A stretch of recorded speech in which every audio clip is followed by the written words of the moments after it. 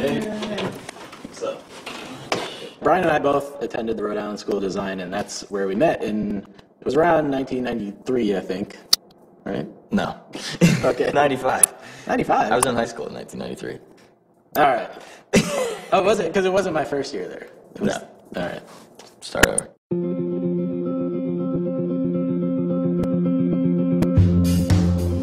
My name is Michael DiMartino, and I am one of the creators and co-executive producers of Avatar The Last Airbender. My name's Brian Knitzko, the co-creator of Avatar and the art director.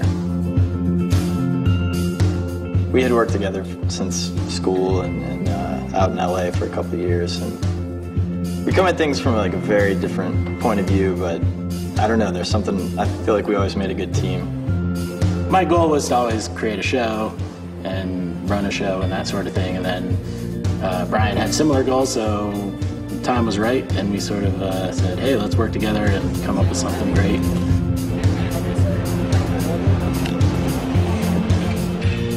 March 2002, I emailed Eric Coleman, the head of development at Nickelodeon, and said, my friend and I are working on a show, we'd love to pitch it. I remember going out to a lunch with Brian and just saying we're looking to develop shows kind of in the vein of just legends, lore, deep mythology. So we talked about the ingredients that should be in this pitch that hopefully he was going to develop. He said, kid POV. Keep that in mind. It's like, whether it's a kid character as your main hero or a non-human character that kids can relate to, like SpongeBob or something. I told Eric, look, we'll come back in a month. I don't know what we're going to pitch, but we'll pitch it. The next Peabody Award goes to Avatar The Last Airbender.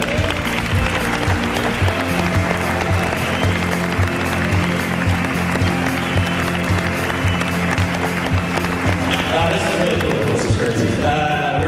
We're deeply humbled and grateful to accept this award for Avatar. Thank you to the Peabody Award.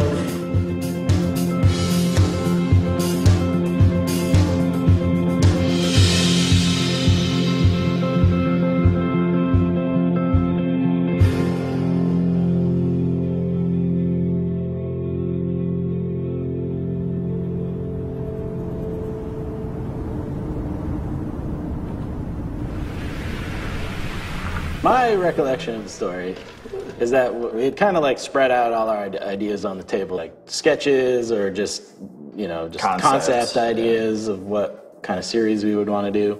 One of the drawings was something Brian had done, and there was like this little robot monkey dude. He was this little Cyclops robot monkey who had an arrow on his head, and he had like a futuristic... Oh, he had the arrow. He had a futuristic staff. And then there was this bipedal polar bear who had like a kind of sci-fi like gear bag over his shoulder, and this like bald kid.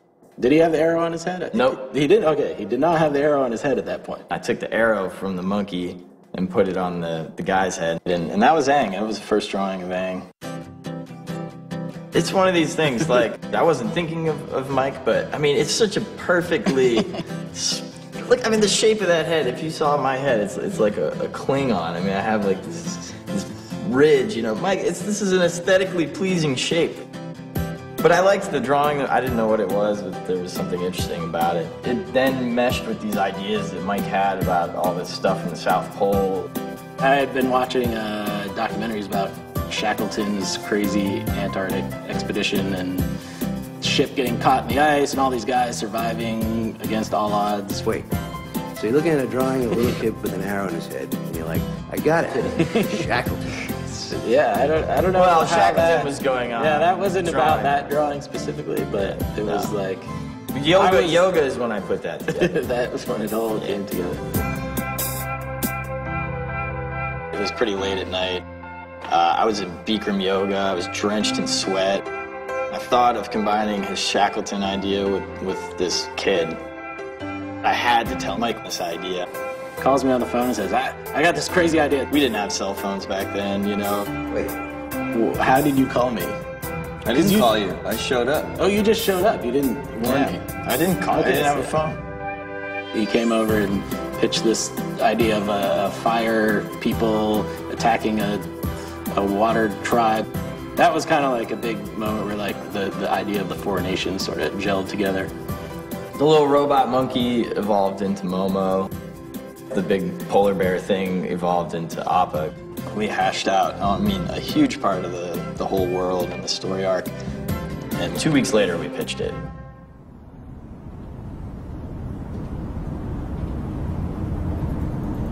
When you work in development, you're kind of very used to taking a lot of pitches that are not very exciting or not very enthralling. You basically have, I don't know, people say like 7 minutes to get your whole idea across. My take was that we broke every possible rule. They went on, and they started to get so into the details of it. It was this onslaught of like words and art to Eric. And then bending, and Fire Lord, and this. It was like 2-3 hours long. And they do this, and fire comes out. And then in season 3, they're invading, and he's like, stop.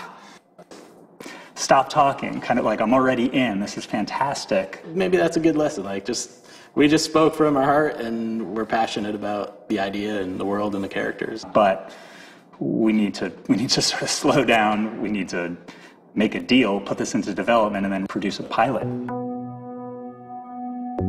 We hadn't been fully picked up yet. You gotta make a pilot, like a short 11-minute thing that they're gonna test for kids. I went and had an apartment in Korea for about 3 months, worked alongside the artist there, and Mike came over for a few weeks. And it was an intense time. It was a lot of blood, sweat, and tears. Really the biggest challenge was just how to live up to this incredible vision for the show they had. 2003년에 아바타 파일럿 영상 제작할 때, 몇 년이야? 5년 전이구나. 5년 전에 내 첫인상은 그랬어요. 그러니까 이 아바타라는 그 캐릭터를 딱 봤을 때는 이게 될까라는. 분야에 따라서 이제 워크가 달라지고 이런 거에 대한 상황을 잘 파악을 못했기 때문에. There were some lonely times living in Korea for months. Just cut off from friends and family, just getting up, getting into the studio at 7 in the morning, working till 10 at night.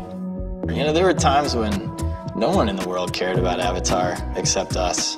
And we were just carrying this whole thing, trying to drag it into reality and trying to show the people what it could be. One of the tricky elements was how to have action without violence. And they came back with firebending, waterbending, airbending, earthbending. It was just such a great way to be able to fight without it feeling inappropriate for a kids' show. We finished the pilot and we turned it over to Nickelodeon. The intention of a pilot is to get enough people to buy in and say, okay, we're on board. The stakes get higher. So you have focus group testing with kids.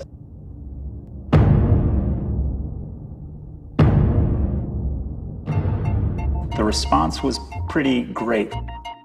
Eric said, oh no, it tested really good, everyone really liked it. And we heard that we got picked up for 13 episodes. Our friend and future writer Josh Hamilton was there, and his reaction was, get out of town! I think he even clapped and everything.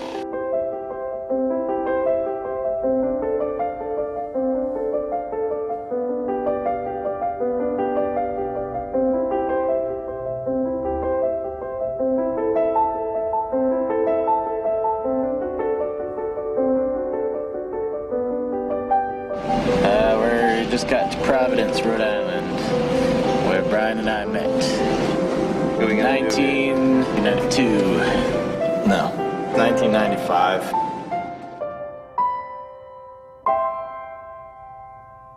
The illustration department's happy to welcome today Mike DiMartino, class of 96 in FAV, and Brian Konietzko, class of 98. Brian and Mike. Come on, everybody. Season 1 was by far the hardest. This is where things exponentially expanded. The pilot was a small crew, but now to do a whole, the first pickup was for 13 episodes, and it was to do that many episodes in the same amount of time we did this 12-minute pilot is like, oh my God, we need all these people. It's crazy. My name is Joaquin Dos Santos. Katie Matilla. My name is Tim Hedrick, and I was a writer on Avatar. We kind of handpicked the people that we had worked with and really loved their attitude. My name is Benjamin Wynn. I'm Josh Hamilton. My name is Jeremy Zuckerman. I did the music for Avatar. and we wanted to kind of assemble what we thought was like the crack squad of great people. I'm Sifu Manuel Rodriguez. John O'Brien. Angela Mueller. Maybe a little hard to pronounce, but Sung Hyun. Oh, you can call me Sung. I'm Giancarlo Volpe. Andrea Romano. Sifu Kisu. I was the martial art consultant.